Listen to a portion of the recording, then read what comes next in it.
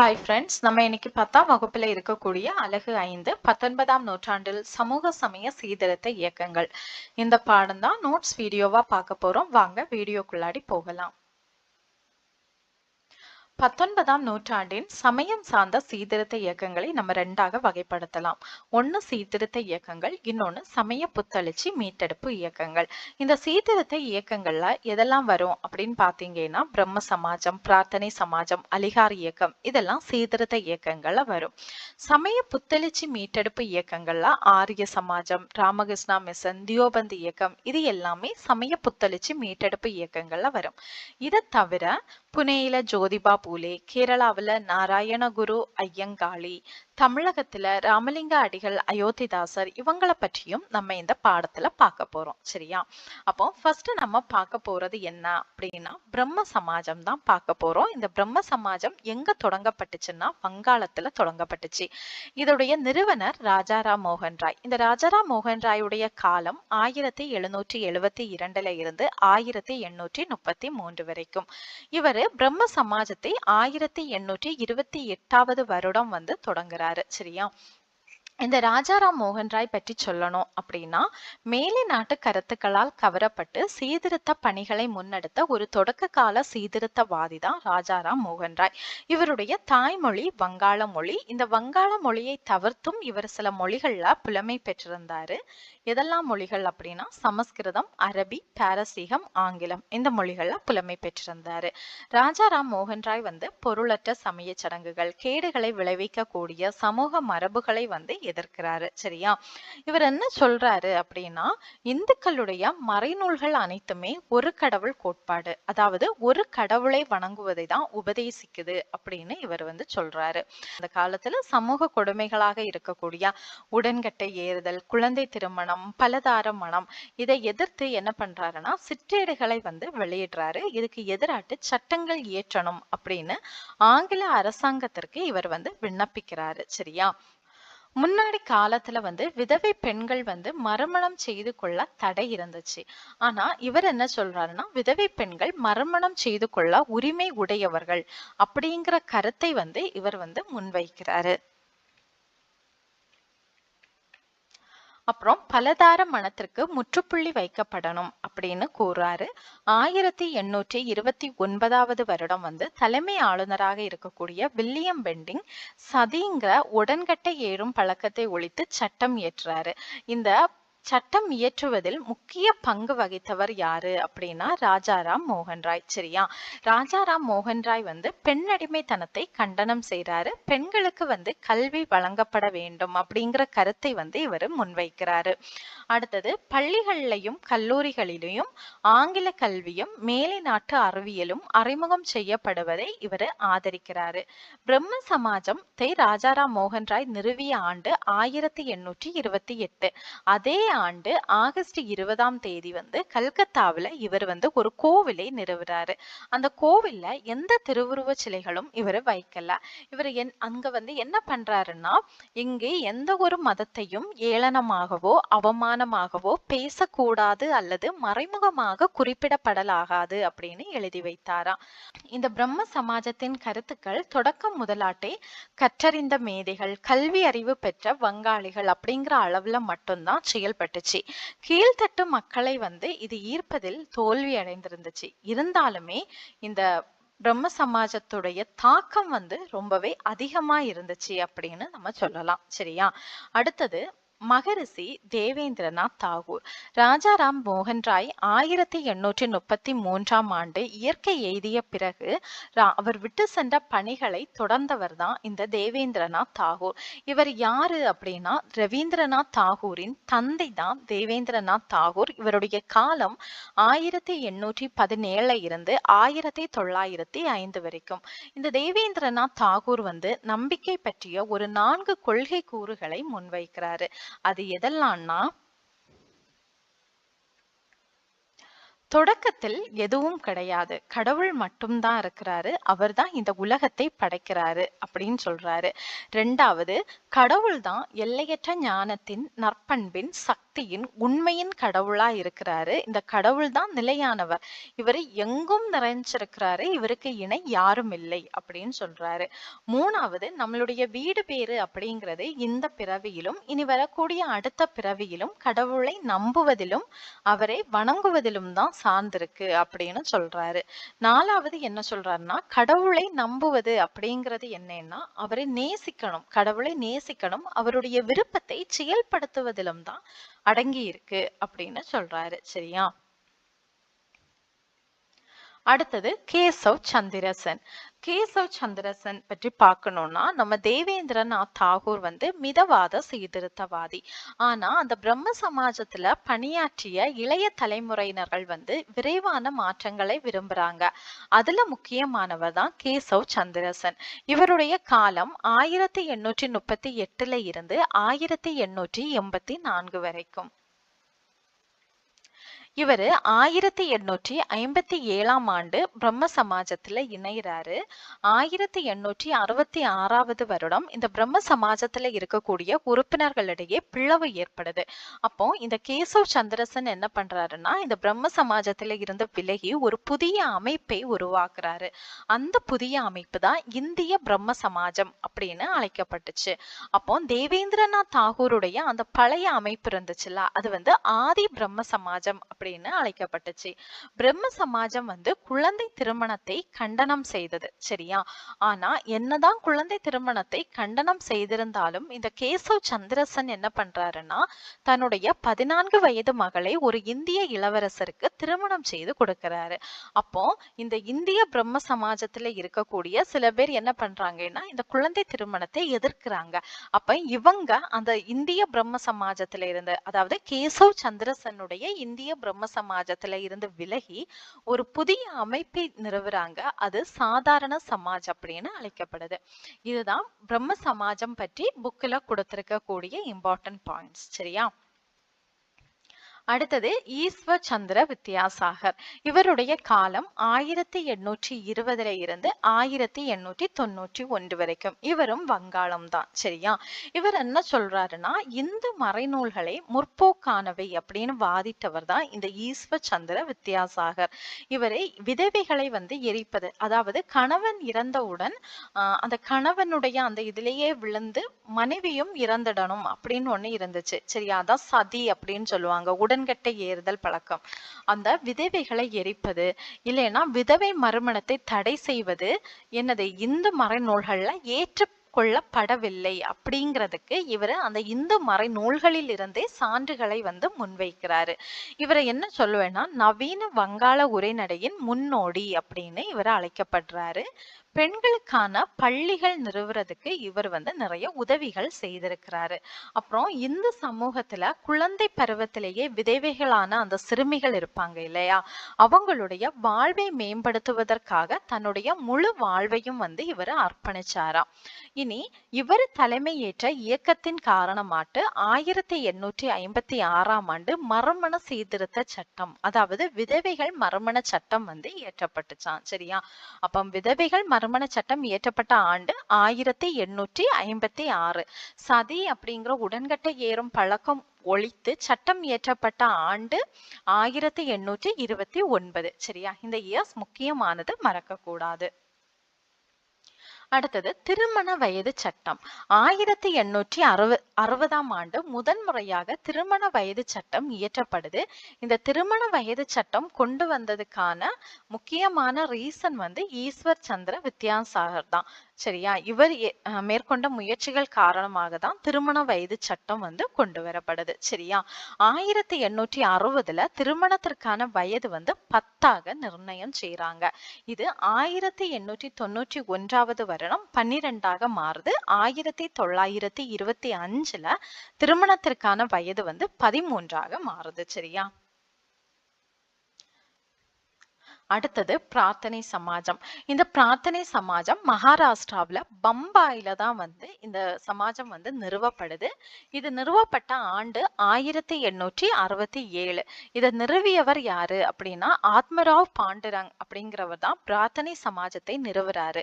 இந்த ஆத்மராவ் பாண்டுரங்கின் காலம் வந்து 1825 இருந்து 1898 வரைக்கும். இந்த பிரார்த்தனை சமாஜத்துல 2 மேன்மை மிக்க உறுப்பினர்கள் இருக்காங்க. யாருன்னா ஆர்.சி. பண்டர்கர் அப்புறம் நீதிபதி மகாதேவ் கோவிந்த் ரானடே அப்படின்னு 2 மேன்மை மிக்க உறுப்பினர்கள் இருக்காங்க. இந்த 2 பேருமே சாதி மறுப்பு, சமபந்தி, சாதி மறுப்பு திருமணம், விதவை மறுமணம், பெண்கள் மற்றும் ஒடுக்கப்பட்ட மக்களின் முன்னேற்றம், இதுக்காக அவங்களையே அர்ப்பணித்து கொண்டவர்கள் தான். சரியா? இதுல நம்ம வந்து மகாதேவ் கோவிந்த் ரானடே பற்றி பார்க்கலாம். இவருடைய காலம் வந்து 1842 இருந்து 1901 வரைக்கும். இவர் வந்து ஒரு 3 அமைப்புகளை வந்து இவர் என்ன பண்ணிருப்பாருன்னா நிறுவி இருப்பாரு. 1861 விதவை மறுமண சங்கம் அப்படிங்கிற ஒண்ண இவர் வந்து என்ன பண்ணிருப்பாருன்னா நிறுவி இருப்பாரு. அடுத்தது 1870 புனே சர்வஜனிக் சபா, 1884 தக்கான கல்வி கழகம் அப்படிங்கிற அமைப்புகளை வந்து இவர் நிறுவி இருப்பாரு. சரியா? இது ரொம்பவே இம்பார்ட்டன்ட். நீங்க இந்த நோட்ஸை வந்து உங்களுக்கு எப்படி அண்டர்ஸ்டாண்ட் ஆகுதோ அதுபடி நீங்க வந்து எழுதி வைக்கிறது ரொம்பவே நல்லது. சரியா? அடுத்தது இந்து புத்தெழுச்சி இயக்கம். இந்து புத்தெழுச்சி இயக்கத்துல நம்ம ஃபர்ஸ்டா பாக்குறது வந்து ஆரிய சமாஜம். ஆரிய சமாஜம் பஞ்சாப்ல வந்து இது நிறுவப்படுது. நிறுவப்பட்ட ஆண்டு 1875. இந்த ஆரிய சமாஜத்தை நிறுவியவர் வந்து சுவாமி தயானந்த சரஸ்வதி. இவருடைய காலம் பாத்தீங்கன்னா 1824 இருந்து 1883 வரைக்கும். இந்த சுவாமி தயானந்த சரஸ்வதி எழுதிய நூல் தான் சத்யார்த்த பிரகாஷ் அப்படிங்கிற நூல். சரியா? இவர் என்ன சொல்றாரு அப்படின்னு சொன்னா, குழந்தை திருமணம், விதவை மறுமணத்திற்கு மறுப்பு, இந்த பழக்கம், அப்புறம் அயல்நாடு சென்றால் தீட்டு அப்படின்னு சொல்லப்படுவது எல்லாம் மறைநூல்களால் ஏற்றுக்கொள்ளப்படவில்லை அப்படின்னு இவர் கூறுறாரு. சரியா? இவர் முன்வைத்த நேர்மறையான கொள்கைகள் அதெல்லாம்னா கட்டுப்பாடான ஒரு கடவுள் வழிபாடு, உருவ வழிபாட்டை நிராகரித்தல், அப்புறம் பிராமணர் மேலாதிக்கம் செலுத்தும் சடங்குகள், சமூக நடைமுறைகள் ஆகியவற்றை மறுத்தல். இது எல்லாமே வந்து தயானந்த சரஸ்வதி முன்வைத்த நேர்மறை கொள்கைகள். சரியா? அப்புறம் இந்த ஆரிய சமாஜம் வந்து இந்து மதத்துல இருந்த மூட நம்பிக்கைகளை மறுத்துச்சு. ஆரிய சமாஜத்தின் முழக்கம் என்னன்னா வேதங்களுக்கு திரும்புவோம் அப்படிங்கறதா இதோடைய முக்கிய குறிக்கோள் வந்து எதிர்மத மாற்றம். அதாவது ஏற்கனவே இந்த ஹிந்துவா இருந்துட்டு என்ன பண்ணிருப்பாங்கன்னா கிறிஸ்தவ மதத்திற்கும் இஸ்லாம் மதத்திற்கும் மாறி இருப்பாங்க இல்ல, அந்த இந்துக்களை மீண்டும் இந்துக்களாக மாற்ற சுத்தி அப்படிங்கிற ஒரு சுத்திகரிப்பு சடங்கை வந்து இந்த சமாஜம் வந்து வகுத்து கொடுத்துச்சான். சரியா? இனி இந்த ஆரிய சமாஜம் வந்து பல தயானந்தா ஆங்கில வேத பள்ளிகளையும் கல்லூரிகளையும் உருவாக்கியதாம். அடுத்தது ராமகிருஷ்ண பரமஹம்சர். கல்கத்தாவுக்கு பக்கத்துல இருந்த தட்சிணேஸ்வரம் அப்படிங்கிற ஒரு ஊரை சார்ந்த எளிய அர்ச்சகர் தான் ராமகிருஷ்ண பரமஹம்சர். இவருடைய காலம் வந்து 1836 இருந்து 1886. சரியா? இவர் வந்து பஜனை பாடல்களை நம்ம மனமுருகி பாடுவதை போன்ற வழிமுறைகள் மூலம் ஒரு பேரின்ப நிலையை அடைந்து அந்த நிலையில நம்ம ஆன்ம ரீதியாக கடவுளோடு ஒன்றிணையலாம் அப்படிங்கிறதுக்கு இவர் அதிகமாக முக்கியத்துவம் கொடுத்திருக்காரு. சரியா? இவர் வந்து புனித தாயான கடவுள் காளியின் தீவிர பக்தர். இவர் என்ன சொல்றாருன்னா காளி தேவியுடைய திருவிளையாடல்கள் முடிவற்றவை அப்படின்னு இவர் அறிவிச்சிருக்காரு. இனி நம்ம ஜீவன்னா எனது உயிர். கரெக்டா? ஜீவன் அப்படிங்கிறது சிவன். சரியா? வாழ்கின்ற அதாவது இந்த உலகத்துல வாழ்கின்ற எல்லா உயிர்களும் இறைவன் தான். மனிதர்களுக்கு செய்யக்கூடிய சேவை வந்து நம்ம கடவுளுக்கு செய்யக்கூடிய சேவை அப்படின்னு சொன்னது வந்து ராமகிருஷ்ண பரமஹம்சர். அடுத்தது ராமகிருஷ்ணா மிஷன். 1886 ராமகிருஷ்ண பரமஹம்சர் இயற்கை எய்திய பிறகு அவருடைய சீடர்கள் என்ன பண்றாங்கன்னா அவங்க எல்லாரும் ஒரு மதம் சார்ந்த சமூகமாட்டு அவங்கள அமைத்து கொண்டு ராமகிருஷ்ணரையும் அவருடைய போதனைகளையும் இந்தியாவிலையும் உலகத்தின் ஏனைய பகுதிகளிலையும் பரப்புறாங்க. சரியா? பின்புலமா இருந்தவர் யாரு அப்படின்னா சுவாமி விவேகானந்தர். இந்த சுவாமி விவேகானந்தர் கிறிஸ்தவ சமய பரப்பு நிறுவனங்கள் இருக்கும் இல்லையா, அந்த நிறுவனங்களுடைய நிர்வாக கட்டமைப்பை பின்பற்றி ராமகிருஷ்ண மிஷனை வந்து நிறுவறாரு. இந்த ராமகிருஷ்ண மிஷனுடைய பணிகள் பார்த்தீங்கன்னா கல்வி அறிவு வழங்குவது, மக்களுக்கு கல்வி அறிவு வழங்குவது, மருத்துவ உதவி, இயற்கை சீற்றங்களின் போது நிவாரண பணிகளை மேற்கொள்வது போன்ற சமூக பணிகளையுமே இவங்க வந்து ஈடுபடுறாங்க. அடுத்தது சுவாமி விவேகானந்தர். இவருடைய இயற்பெயர் நரேந்திரநாத் தத்தா. இவருடைய காலம் வந்து 1863 இருந்து 1902 வரைக்கும். இவர் ராமகிருஷ்ண பரமஹம்சருடைய முதன்மை சீடராக இருக்கிறாரு. இவருடைய கோட்பாடு என்ன அப்படின்னா மனித குலத்திற்கு தொண்டு செய்தல் அப்படிங்கறதான் சுவாமி விவேகானந்தருடைய கோட்பாடா இருக்குது. இவர் என்ன சொல்றாருன்னா மதத்தோடு தொடர்புடையது அப்படிங்கிற ஒரே காரணத்திற்காக அனைத்து நிறுவனங்களையும் பாதுகாக்கக்கூடிய அந்த மனப்பாங்கினை வந்து சுவாமி விவேகானந்தர் கண்டனம் செய்றாரு. சரியா? 1893 ஆண்டு சிகாகோவில உலக சமய மாநாடு நடைபெறுது. அந்த உலக சமய மாநாட்டுல இந்து சமயம் பற்றியும் பக்தி மார்க்க தத்துவம் குறித்தும் சுவாமி விவேகானந்தர் சொற்பொழிவு ஆற்றாரு. அந்த சொற்பொழிவு அவருக்கு வந்து ஒரு பெரும் புகழை வந்து கொடுக்குது. சரியா?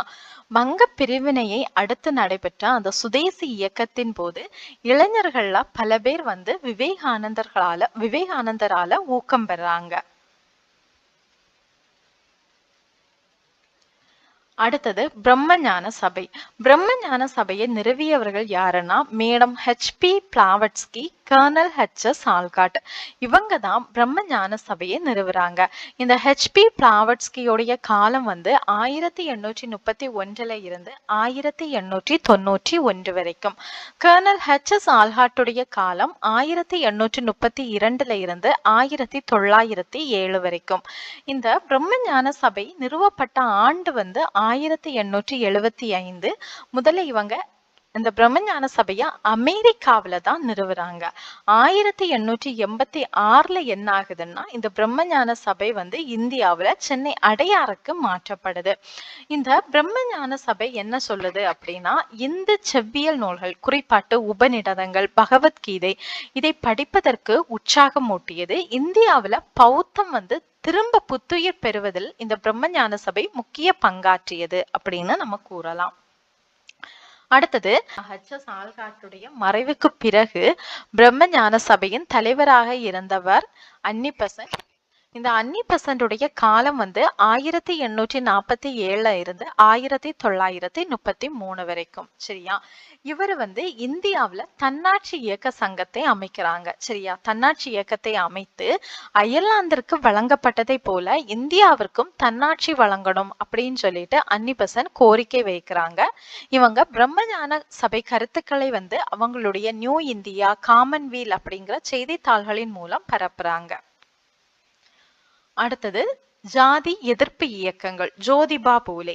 ஜோதிபா பூலே வந்து 1827 வருஷம் மகாராஷ்டிராவுல பிறக்கிறாங்க. 1852 ஆண்டுல ஒடுக்கப்பட்டோருக்கான முதல் பள்ளியை புனேல திறக்கிறாங்க. இவர்களுடைய சங்கம், இவர் தொடங்கிய அமைப்பு என்ன அப்படின்னா சத்திய சோதக் சமாஜ். சத்திய சோதக் சமாஜ் அப்படின்னா உண்மையை நாடுவோர் சங்கம் அப்படிங்கிறது பொருள். சரியா? இது எதுக்காக இந்த அமைப்பை இவர் நிறுவனாரு அப்படின்னா பிராமணர் அல்லாத மக்களும் சுயமரியாதையோடும் குறிக்கோளோடும் வாழணும் அப்படிங்கிறதுக்காக நிறுவப்பட்ட அமைப்பு தான் இந்த சத்திய சோதக் சமாஜ். இந்த ஜோதிபா பூலே குழந்தை திருமணத்தை எதிர்க்கிறாரு, விதவை மறுமணத்தை ஆதரிக்கிறாரு. இந்த ஜோதிபா பூலேயும் அவருடைய மனைவி சாவித்ரிபாய் பூலேயும் ஒடுக்கப்பட்ட மக்களுடைய பெண்களின் முன்னேற்றத்திற்காக அவங்களுடைய வாழ்க்கையை அர்ப்பணிக்கிறாங்க. இந்த ஜோதிபா பூலே வந்து பெற்றோர் இல்லாத குழந்தைகளுக்காக விடுதிகளையும் விதவைகளுக்காக காப்பகங்களையும் வந்து உருவாக்குறாரு. இவர் எழுதிய நூல் தான் குலாம்கிரி. குலாம்கிரி அப்படின்னா அடிமைத்தனம் அப்படிங்கிறது பொருள். அடுத்தது நாராயணகுரு. நாராயணகுரு கேரளாவில் பிறக்கிறாரு. இவருடைய காலம் 1854 இருந்து 1928 வரைக்கும். இவர் எதெல்லாம் மொழிகள்ல புலமை பெற்றிருந்தாருன்னா மலையாளம், சமஸ்கிருதம், தமிழ் இந்த மொழிகள்ல புலமை பெற்றிருந்தாரு. இவர் நாராயண தர்ம பரிபாலன யோகம் அப்படிங்கிற ஒரு அமைப்பை உருவாக்குறாரு. இதை எதுக்காக உருவாக்குறாரு அப்படின்னா ஒடுக்கப்பட்ட மக்களுடைய மேம்பாட்டிற்கு பணியாற்றுவதற்காக இந்த அமைப்பை உருவாக்குறாரு. இவரு அருவிபுரம் அப்படிங்கிற ஊர்ல ஒரு பெரிய கோவிலை கட்டி அதை அனைத்து மக்களுக்குமே அர்ப்பணித்தாராம். இனி குமாரநாசான், டாக்டர் பால்ப் இந்த சிந்தனையாளர்கள், எழுத்தாளர்கள் என்ன பண்றாங்கன்னா இவருடைய சிந்தனைகளால தூண்டப்பட்டு இயக்கத்தை முன்னெடுத்து செல்றாங்க. சரியா?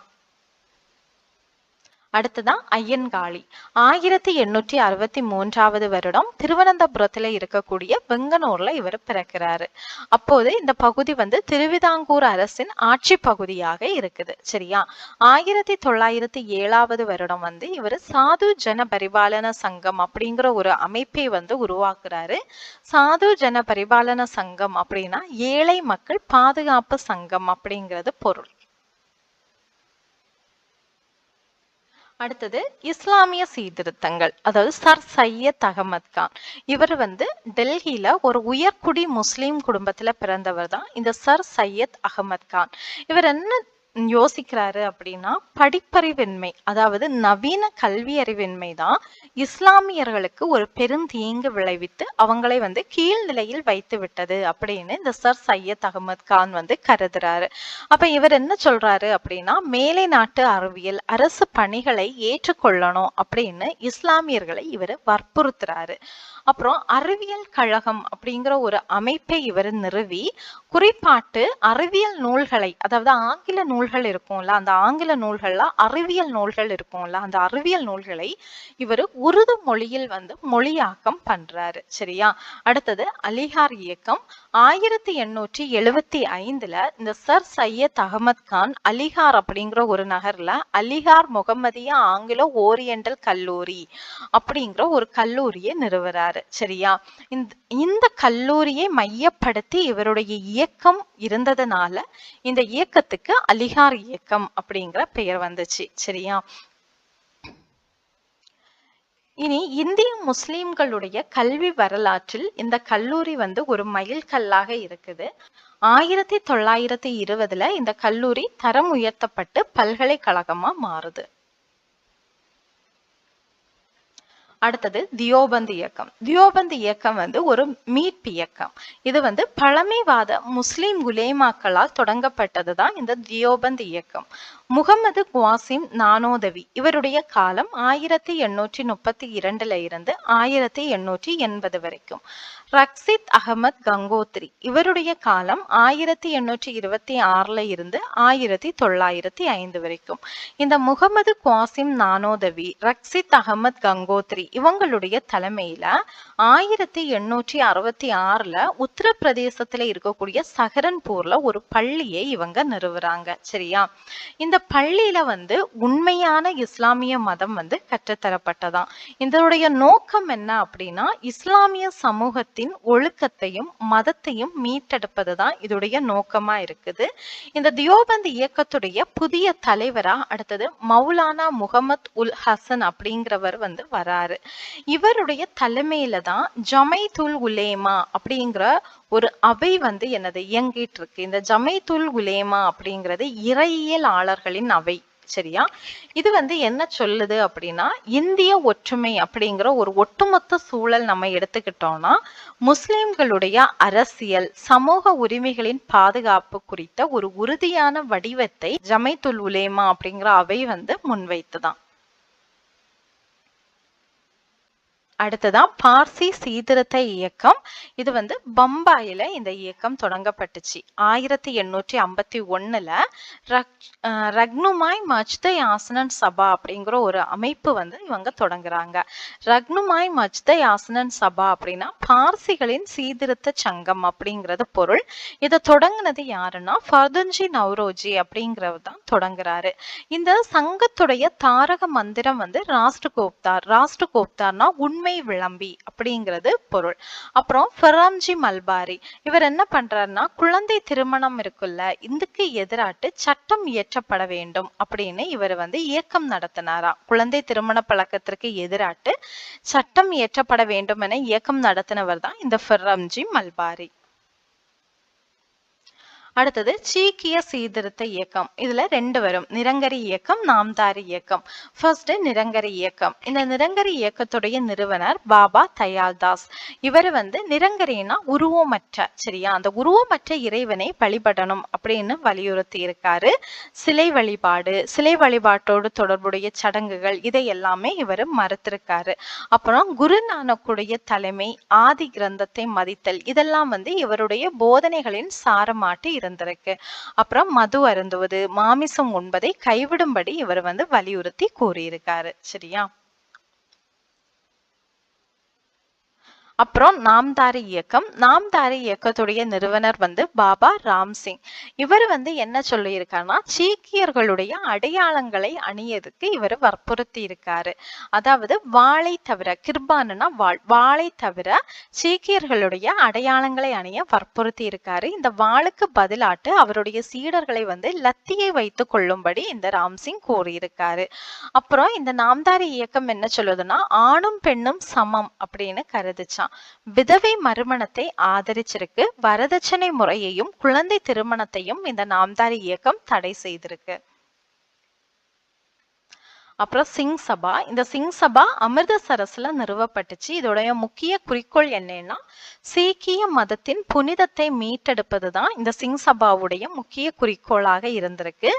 ஆங்கிலேயருடன் ஆதரவுடன் அமிர்தசரஸ்ல சீக்கியர்களுக்கான கால்சா கல்லூரியை உருவாக்கி இருக்கு. சிங் சபா வந்து அகாலி இயக்கத்துடைய முன்னோடி அமைப்பா இருக்கு. அப்புறம் தமிழ்நாட்டின் சமூக சீர்திருத்தவாதிகள். ஃபர்ஸ்ட் நம்ம பார்க்க போறது ராமலிங்க சுவாமிகள். இவருடைய காலம் வந்து 1823 இருந்து 1874 வரைக்கும். இவர் சிதம்பரத்திற்கு பக்கத்துல இருக்கக்கூடிய மருதூர் அப்படிங்கிற கிராமத்துல பிறக்கிறாரு. இவர் என்ன சொல்றாருன்னா, துயரப்படும் உயிரினங்களை பார்த்து இரக்கம் கொள்ளாதவர்கள் கல் நெஞ்சக்காரர்கள், அவர்களின் ஞானம் மேகங்களால் மூடப்பட்டிருக்கும் அப்படிங்கிற ஒரு கருத்தை வந்து முன்வைக்கிறாரு. இனி வந்து என்னன்னா, அனைத்து உயிரினங்களிடமும் அன்பையும் இரக்கத்தையும் காட்டணும். அதை வந்து இவர் ஜீவகாருண்யம் அப்படின்னு அழைக்கிறாரு. 1865 சமரச வேத சன்மார்க்க சங்கம் அப்படிங்கிற ஒரு அமைப்பை நிறுவுறாரு. பிறகு இந்த சங்கம் வந்து சமரச சுத்த சன்மார்க்க சத்திய சங்கமாட்டு பெயர் மாற்றம் செய்யப்படுது. அடுத்தது 1866 தென்னிந்தியாவில் ஒரு கொடிய பஞ்சம் ஏற்படுது. இந்த பஞ்சத்தின் காரணமாட்டு 1867 வடலூர்ல அனைத்து மக்களுக்குமான ஒரு இலவச உணவகத்தை இவர் அமைக்கிறாரு. இனி ராமலிங்க அடிகள் இயற்றிய ஏராளமான பாடல்கள் வந்து திருவருட்பா அப்படிங்கிற தலைப்புல வந்து தொகுக்கப்பட்டிருக்கு. அப்புறம் நாட்டில் நிலவிய பசிக்கும் வறுமைக்கும் ராமலிங்க சாட்சியாக இருந்திருக்காரு. இவர் என்ன சொல்றாருன்னா, பசியினால் இளைத்து போன மிகவும் சோர்வுற்ற ஏழை மக்கள் ஒவ்வொரு வீட்டிற்கும் செல்வதை நான் பார்த்தேன். இருந்தும் அவர்களின் பசி போக்கப்படவில்லை. என் இதயம் கடுமையாக வேதனைப்படுகிறது. கடுமையான நோயினால் வேதனைப்படுபவர்களை எனக்கு முன்பாக பார்க்கிறேன். எனது இதயம் நடுங்குகிறது. ஏழைகளாகவும் இணையில்லா நன்மதிப்பையும் களைப்படைந்த இதயத்தையும் கொண்டுள்ள அம்மக்களை நான் பார்க்கிறேன். நான் பலவீனம் அடைகிறேன் அப்படின்னு இவர் சொல்லியிருக்காரு.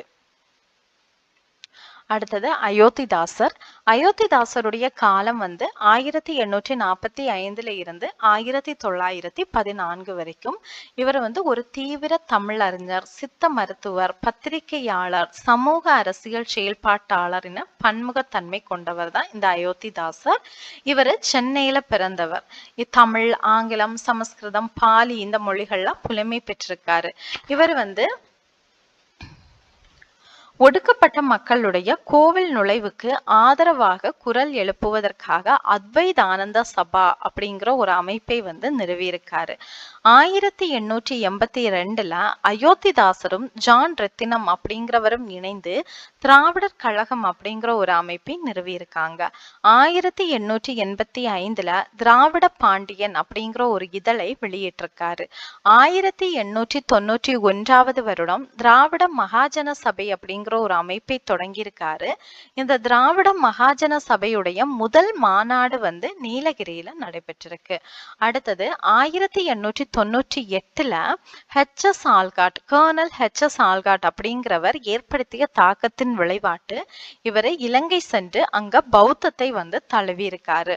1898 அதே வருஷம் வந்து பௌத்த மதத்தின் வழியே பகுத்தறிவின் அடிப்படையிலான ஒரு சமய தத்துவத்தை கட்டமைப்பதற்காக சாக்கிய பௌத்த சங்கம் அப்படிங்கிற ஒரு அமைப்பை இவர் சென்னையில நிறுவியிருக்காரு. சரியா? 1907ல ஒரு பைசா தமிழன் அப்படிங்கிற ஒரு வாராந்திர பத்திரிகையை வெளியிட்டிருக்காரு.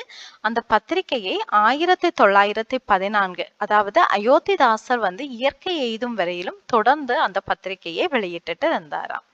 ஓகே ஃப்ரெண்ட்ஸ், இதோட இந்த வீடியோ முடிஞ்சிச்சு. இந்த யூனிட் உங்களுக்கு புரிஞ்சிருக்கும்னு நம்புறேன்.